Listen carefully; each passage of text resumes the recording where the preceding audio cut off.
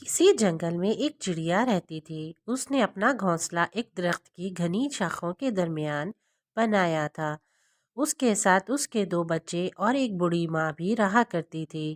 اس نے رات دن ایک کر کے اپنے بچوں کی پرورش کی تھی۔ ننھی چڑیا دور دور سے اپنے بچوں کے لیے کھانے کی چیزیں لایا کرتی تھی۔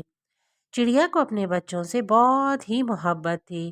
وہ دن کے وقت اپنے بچوں کو گھر سے باہر نکلنے نہیں دیتی تھی اور رات کو اپنے پروں میں چھپا کر سویا کرتی تھی۔ اب بچے بھی کچھ بڑے ہو گئے تھے اور اپنی زبان سے چوں چوں چہ چہ کرنے لگے۔ جب چڑیا کھانے کی تلاش میں گھر سے باہر جاتی تھی تو بچوں کے لیے بہت فکر مند رہتی تھی۔ ایک دن چڑیا صبح کو گھر سے نکلی اور رات تک واپس نہیں لوٹی۔ گھر میں بھی سب پریشان ہونے لگے۔ رات ہو گئی لیکن چڑیا کا نام و نشان نہ ملا۔ اب تو بچے رونے لگے۔ ادھر چڑیا جیسے ہی کھانے کی تلاش میں ایک گھر میں اتری، ایک جال میں پھنس گئی۔ ایک بچے نے اسے جال سے نکال کر پنجرے میں بند کر دیا اور اس سے کھیلنے لگا۔ جب شام ہوئی تو بچے نے چڑیا کو پنجرے سے باہر نکالا اور اس پر لال رنگ پھیرنے لگا۔ جب چڑیا کا سارا جسم لال ہو گیا تو اس نے چڑیا کو چھوڑ دیا۔ چڑیا نے آزاد ہوتے ہی اللہ کا شکر ادا کیا، لیکن اب تو رات ہو چکی تھی، اس لیے اس نے رات ایک باغ میں گزاری اور صبح سویرے گھر کی طرف چلی۔ لیکن یہاں تو ماجرا ہی کچھ اور تھا۔ جب وہ اپنے گھر میں داخل ہوئی تو بچے اسے دیکھ کر ڈرنے لگے اور رونے لگے۔ چڑیا نے لاکھ سمجھانا چاہا کہ میں تمہاری ہی ماما ہوں، لیکن کسی نے ایک بھی نہ سنی اور پڑوس سے آئی ایک چڑیا کو دھکے دے کر باہر نکال دیا۔ چڑیا زاروں قطار رونے لگی۔ چڑیا نہیں چاہتی تھی کہ اس کے بچے بھوک سے مر جائیں، اس لیے وہ بچوں کے ڈرنے کے باوجود روزانہ ان کے لیے دانہ لا کر گھر میں رکھ دیتی تھی۔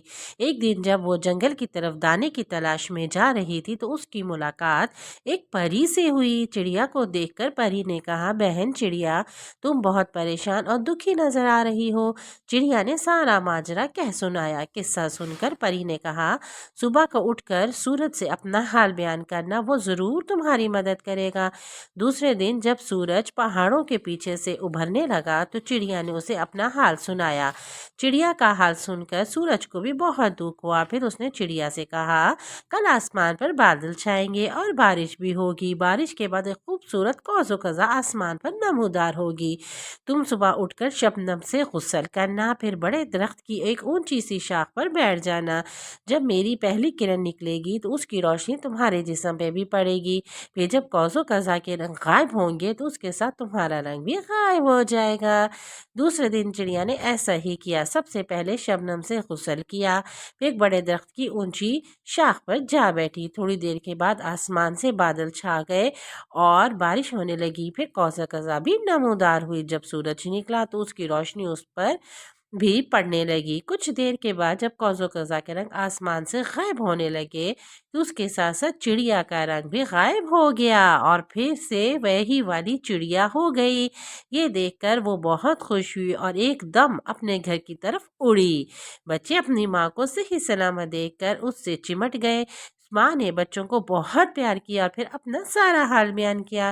سب بچے شرمندہ ہو گئے اور اس سے معافی مانگنے لگے۔ چڑیا نے سب کو معاف کر دیا اور پھر سے وہ ہنسی خوشی رہنے لگے۔ اگر آپ کو میری یہ چھوٹی سی کہانی پسند آئی ہو تو پلیز میرے چینل کو سبسکرائب کر دیں۔ تھینک یو، اللہ حافظ، لو یو، بائے بائے۔